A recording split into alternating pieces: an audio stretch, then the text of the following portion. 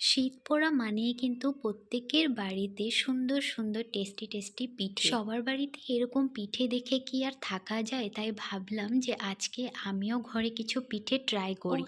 Sorry, কিছু পিঠে না, আমি কিন্তু এক রকমেরই পিঠে বানাবো। যেহেতু আমি এত পিঠে বানাতে জানি না কিভাবে বানায়, একটাই জানি, তবুও তোমরা লাস্ট অবধি দেখলে বুঝতে পারবে আমি কি পিঠে বানালাম। তোমরা হয়তো সুজি, ময়দা, চিনি এগুলো দেখে বুঝতেই পেরেছো যে আমি কি বানাতে চলেছি। হ্যাঁ, আমি তোমাদেরকে বলে দিচ্ছি, আমি কিন্তু মালপোয়া বানাবো। মালপোয়া বানাতে যা যা প্রয়োজন আমি কিন্তু সবটাই নিয়ে নিয়েছি। আর এই ভিডিওটা বানানোর সময় কিন্তু আমার বরই আমার ক্যামেরাম্যান ছিল। তো যাই হোক, এদিকে কিন্তু আমার গোলানোটা হয়ে গেছে আর আমি কিন্তু তেলও গরম করে ফেলেছি। আর এর মধ্যে আমি এখন দিয়ে দিলাম মালপোয়া। কিন্তু প্রথম মালপোয়াটা দেখলে হয়তো তোমরাও বেহুশ হয়ে যাবে। সত্যি গাইজ, আমি যে কি মালপোয়া বানাচ্ছি আমি নিজেও জানি না। এদিকে কিন্তু মালপোয়া পুড়ে গেছে আর সাইজ দেখলে তো তোমরা সত্যি হাসবে। আমি সত্যিই জানি না কিভাবে বানায়, তবুও ট্রাই করেছিলাম। একটা অন্তত ভালো হয়েছিল, কিন্তু এতটাও ভালো না, পুড়ে গেছে লাস্ট পর্যন্ত। আমি যে মালপোয়া বানালাম সেটা কিন্তু সত্যি খাওয়ার যোগ্য না।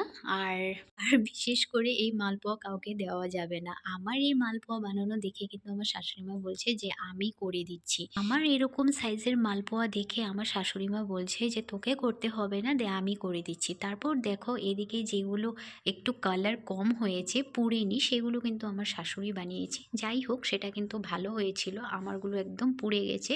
কি বলবো আর, না পারলে যা হয়। যাই হোক গাইস, বানিয়েছি যখন খেতে তো হবেই, তাই না বলো? দেখো, এদিকে কিন্তু গরম গরম চা এসে গেছে আর এদিকে যে মালপোয়াগুলো বানানো হয়েছিল সেটা দিয়ে কিন্তু আমি আর আমার শাশুড়ি মা জমিয়ে খেয়েছি।